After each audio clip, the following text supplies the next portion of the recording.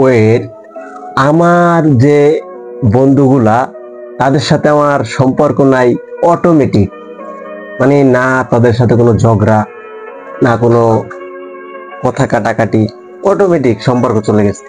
আসলে এমন একটা সময় আসবে, একটা মানুষের জীবনে আসে যে আপন বলতে কেউ থাকে না, শুধু নিজে ছাড়া আর কেউ না।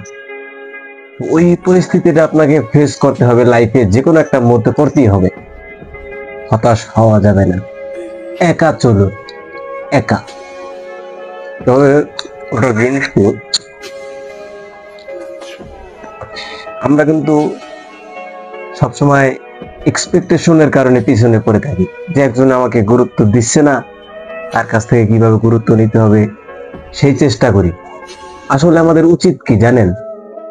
আমাদের উচিত আমাদের নিজেদের জন্য চেষ্টা করা, নিজেদের লক্ষ্য নিয়ে কাজ করা, নিজেদের কেরিয়ারে ফোকাস করা। কিন্তু আমরা কি করি? আমরা শুধু পর এক্সপেকটেশন, মানে অন্যের থেকে আশা করি। নো, এটা করা যাবে না, ঠিক আছে?